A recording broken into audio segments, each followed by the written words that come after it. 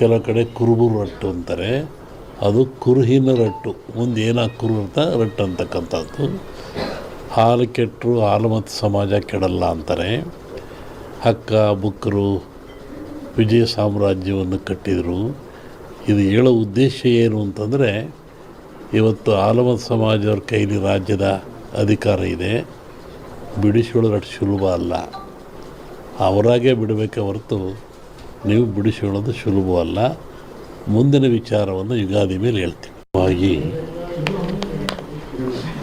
ಒಂದು ಭವಿಷ್ಯದ ಚಿಂತನೆ ಏನು ಅಂದರೆ, ನಮ್ಮಲ್ಲಿ ಎರಡು ಭಾಗ ಮಾಡ್ತಾರೆ. ಒಂದು ಸಂಕ್ರಾಂತಿಯ ಭವಿಷ್ಯ, ಇನ್ನೊಂದು ಯುಗಾದಿಯ ಭವಿಷ್ಯ. ಸಂಕ್ರಾಂತಿಯ ಭವಿಷ್ಯ ರಾಜರಿಗೆ, ಮಹಾರಾಜರುಗಳಿಗೆ, ದೊಡ್ಡ ದೊಡ್ಡ ವ್ಯಾಪಾರಸ್ಥರಿಗೆ ಮತ್ತು ಅನೇಕ ಘಟನೆಗಳು ಬರುವಂಥದ್ದು ಸಂಕ್ರಾಂತಿ ಪುರುಷನ ಮೇಲೆ ಹೇಳುವಂಥದ್ದು. ಇದು ಯುಗಾದಿ ಮೇಲೆ ಬರುವಂಥದ್ದು ಯಾವುದು ಅಂದರೆ ಚಂದ್ರಮಾನ ಯುಗಾದಿ. ಚಂದ್ರನನ್ನು ಆಧಾರವಾಗಿರಿಸಿಕೊಂಡು ಮಳೆ, ಬೆಳೆ, ನಾಡಿನ ಸುಭಿಕ್ಷತೆ, ಆಗುಹೋಗುಗಳು, ರಾಜರು, ಆಳ್ವಿಕೆಗಳು, ಅವಘಡಗಳು, ದುಃಖ ದುಮ್ಮಾನಗಳು, ಸಂತೋಷಗಳು, ಇದ್ರ ಮೇಲೆ ಹೇಳುವಂಥದ್ದು ಯುಗಾದಿಯ ಸಂವತ್ಸರ ಫಲ ಅಂತ. ಇನ್ನೂ ಒಂದು ತಿಂಗಳು ಲೇಟ್ ಇದೆ ಯುಗಾದಿ. ಅದರಿಂದ ಆ ಫಲಗಳ ಹೇಳೋದು ಸ್ವಲ್ಪ ಕಷ್ಟ. ಈಗ ನೀವು ಕೇಳುವಂಥದ್ದು ಏನು ಅಂತಂದರೆ, ಮಳೆ ಬೆಳೆಗಳು, ಆರೋಗ್ಯ ಮುಖ್ಯವಾಗಿ. ನಮ್ಮ ದೃಷ್ಟಿಯಲ್ಲಿ ಕರ್ನಾಟಕಕ್ಕೆ ಬರುವ ಸಂವತ್ಸರದಲ್ಲಿ ಯಾವುದೇ ವಿಧವಾದ ತೊಂದರೆ ತಾಪತ್ರಯಗಳಿಲ್ಲ. ಮಳೆ ಬೆಳೆಗಳು ಚೆನ್ನಾಗಿ ನಡೀತವೆ, ಸುಭಿಕ್ಷತೆ ಇರ್ತದೆ ಮತ್ತು ನಾಡಿನಲ್ಲಿ ಯಾವುದೇ ಕೊರತೆ ಕಾಣ್ತಾ ಇಲ್ಲ. ಯುಗಾದಿಯ ನಂತರ ಕರ್ನಾಟಕದ ಬಗ್ಗೆ ಮತ್ತು ಜಾಗತಿಕ ಬಗ್ಗೆ ಭಾಳ ಅಜಾಗರೂಕತೆ ಇದೆ, ತೊಂದರೆ ಇದೆ. ಹೋದ ವರ್ಷಕ್ಕಿಂತಲೂ ಹೆಚ್ಚಿನ ಭೀಕರತೆ ಕಾಡುವ ಲಕ್ಷಣ ಇದೆ. ಅದನ್ನು ಯುಗಾದಿ ನಂತರ ಹೇಳ್ತೀನಿ. ಇತ್ತೀಚಿನ ದಿನಗಳಲ್ಲಿ ಎಲ್ಲರೂ ನೋಡಿದಂಗೆ ಭೂಕಂಪಗಳು ಹೆಚ್ಚಾಗ್ತಾ ಇದ್ದಾವೆ. ಇದನ್ನು ಒದರಿಸುವೆ ಹೇಳಿದ್ವಿ ನಾವು. ಇದನ್ನು ಭೂಕಂಪಗಳು, ಭೂಮಿ ಅಗಲತಕ್ಕಂಥದ್ದು, ಜನರಿಗೆ ಸಾವು ನೋವು ಆಗ್ತಕ್ಕಂಥದ್ದು, ಕಟ್ಟಡಗಳು ಬೀಳ್ತಕ್ಕಂಥದ್ದು, ಇದು ಮುಂದುವರಿದ ಜೊತೆಗೆ ಭೂ ಸುನಾಮಿ, ಜಲ ಸುನಾಮಿ, ಬಾಹ್ಯ ಸುನಾಮಿ ಅಂತ. ಇಲ್ಲಿವರೆಗೂ ಬರೀ ಜಲ ಸುನಾಮಿ ಆಗ್ತಾಯಿತ್ತು. ಸಮುದ್ರದಲ್ಲಿ, ಸಾಗರದಲ್ಲಿ ಸುನಾಮಿ ಬಂದು ತೊಂದರೆ ಆಗ್ತಾಯಿತ್ತು. ಈ ಸತಿ ಭೂ ಸುನಾಮಿನೂ ಇದೆ. ಭೂಮಿ ಒಳಗೆ ಸುನಾಮಿಯಾಗಿ ಕಂದಗಾಗ್ಲಕ್ಷದ್ದು. ಜಲ ಸುನಾಮಿನೂ ಹೆಚ್ಚಿದೆ. ಬಾಹ್ಯ ಸುನಾಮಿ ಅಂತ ಬಾಹ್ಯಾಕಾಶದಲ್ಲೂ ಆ ತೊಂದರೆ ಆಗ್ತಕ್ಕಂಥ ಲಕ್ಷಣ ಇದೆ. ಅದನ್ನು ಯುಗಾದಿ ನಂತರ ಹೇಳ್ತೀನಿ. ನೀವು ಭಾಳ ಅಪೇಕ್ಷೆ ಪಡುವಂಥದ್ದು ರಾಜಕೀಯ. ಏನಾಗುತ್ತೆ, ಏನಾಗ್ತಾರೆ, ಎಂತ ಆಗ್ತಾರೆ ಅಂತ ಒಂದು ಸಾಂಪ್ರದಾಯಿಕವಾದ ಮಾತು. ಎಲ್ಲ ಧರ್ಮಗಳು ಇದ್ದಾವೆ, ಎಲ್ಲ ಸಮಾಜಗಳು ಇದ್ದಾವೆ, ಎಲ್ಲ ವರ್ಗದವರು, ದೈವದವರು ಈ ಭೂಮಿಯಲ್ಲಿ ವಾಸ ಮಾಡ್ತಾ ಇದ್ದಾರೆ. ಒಂದು ಸಮಾಜ ಪ್ರಾಚೀನ ಕಾಲದಿಂದಲೂ ಸಹಿತ ಹಾಲುಮತ ಸಮಾಜ ಅಂತ ಕರೀತಾರೆ. ಹಾಲುಮತ ಸಮಾಜ ಅಂದರೆ ಅವರು ಅಡವಿಯಲ್ಲಿದ್ದು ಕುರಿಗಳನ್ನು ಸಾಕಿಕೊಂಡು, ಕುರಿಯ ಇಕ್ಕೆಯಲ್ಲಿ ಲಿಂಗವನ್ನು ಕಂಡು ದೈವಾರಾಧನೆ ಮಾಡಿಕೊಂಡು ಬಂದಂಥ ಒಂದು ಸಮಾಜ.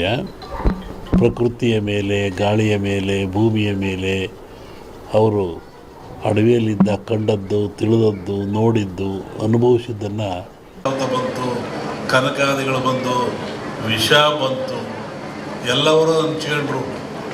ವಿಷವನ್ನು ಯಾರು ಹಂಚ್ಕೊಳ್ಳಿಲ್ಲ. ಆವಾಗ ಪರಮಾತ್ಮ ಕೊಡ್ದ.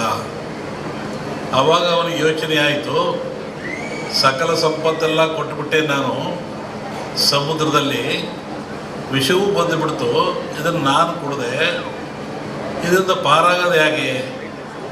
ಬಹುಶಃ ಈ ವಿಷ ಈ ಜನರ ಮೇಲೆ ಹೋದರೆ ಏನಾಗ್ತಿತ್ತು, ಕಾರ್ಕೋಟ ವಿಷ. ಅದಕ್ಕೆ ಯೋಚನೆ ಮಾಡಿ ಈ ಧನ್ವಂತರಿಯನ್ನು ಕೊಟ್ಟ. ಈ ಧನ್ವಂತರಿ ಎಲ್ಲಿಂದ ಬಂತು ಅಂದರೆ ಸಮುದ್ರದಿಂದ, ನೀರಿನಿಂದ, ಸಾಗರದಿಂದ ಬಂತು. ಇದು ಆ ಒಂದು ದೇವತೆಯ ರೂಪದಲ್ಲಿ ಬಂತು.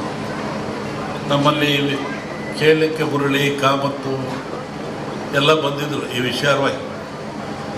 ಕೆಲವು ಸೂಚನೆಗಳನ್ನು ಹೇಳಿದ್ವಿ ನಾವು. ನೀವು ಯಾಗ ಮಾಡುವಂಥ ಜಾಗದಲ್ಲಿ ವೃಕ್ಷ ಇರಬೇಕು, ಅಲ್ಲಿ ಒಂದು ಹುತ್ತ ಇರಬೇಕು, ಅಲ್ಲಿ ಒಂದು ಎಕ್ಕದ ಗಿಡ ಇರಬೇಕು, ಮತ್ತು ಸಮುದ್ರ ಪೂಜೆಯನ್ನು ಮಾಡಬೇಕು. ಯಾಕೆಂದರೆ ಮೂಲ ಸಮುದ್ರವೇ ಮೂಲ. ಇದಕ್ಕೆ ಗಿಡ ವೃಕ್ಷ ಬಳ್ಳಿ ಇದಕ್ಕೆಲ್ಲ ಸಮುದ್ರವೇ ಮೂಲ, ಅಲ್ಲಿಂದ ತರಬೇಕು. ಹಾಗೆ ಹೀಗಾಗಿ ಈ ಒಂದು ಯಾಗ ಭಾಳ ಚೆನ್ನಾಗಿ ನಡೀತಾ ಇದೆ ಭೂಮಿ ಮೇಲೆ. ಅದರಲ್ಲೂ ಈ ಕರಾವಳಿ ನಡೆದಿದ್ರೆ ಅತ್ಯಂತ ಮನುಕುಲಕ್ಕೆ ಆದರ್ಶವಾಗಿರ್ತಕ್ಕಂಥದ್ದು, ಪ್ರಾಯಶ್ಯವಾಗಿರ್ತಕ್ಕಂಥದ್ದು, ದೀರ್ಘಾಯುಷ್ಯದ ಗುಟ್ಟನ್ನು ನಮ್ಮವರು ಕೊಟ್ಟಿದ್ದಾರೆ. ಪ್ರಕೃತಿಯ ಗುಟ್ಟನ್ನು ಭೇದಿಸ್ತಕ್ಕಂಥ ಅಟ್ಟ ಇನ್ನೇನು ಇಲ್ಲ, ಪ್ರಕೃತಿ ಎಲ್ಲ ಕೊಟ್ಟುಬಿಟ್ಟಿದೆ. ಅದರ ಗುಟ್ಟನ್ನು ಭೇದಿಸಿ ಮನುಷ್ಯ ಉಪಯೋಗ ಪಡಿತಕ್ಕಂಥದ್ದು, ಆರೋಗ್ಯವಂತನಾಗ್ತಕ್ಕಂಥದ್ದು. ಹೋಮಗಳಂದರೆ ಏನು? ಹೋಮವನ್ನು ಯಾತಕ್ಕೋಸ್ಕರ ಮಾಡ್ತಾರೆ? ಅದರ ಉದ್ದೇಶ ಏನು? ಒಂದು ಕಲ್ಪನೆ ಆಧ್ಯಾತ್ಮಿಕ ಚಿಂತನೆ, ಮತ್ತೊಂದು ಕಲ್ಪನೆ ವೈಜ್ಞಾನಿಕವಾಗಿ ಚಿಂತನೆ.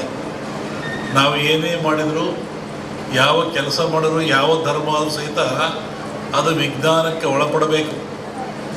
ವಿಜ್ಞಾನಕ್ಕೆ ಒಳಪಡದೆ ಹೋದರೆ ಧರ್ಮ ಆಗಲ್ಲ, ಸತ್ಯ ಆಗಲ್ಲ, ನಂಬಿಕೆ ಆಗಲ್ಲ, ಅಜ್ಞಾನದ ಪರಮಾವಧಿ ಆಗ್ತದೆ ಅದು.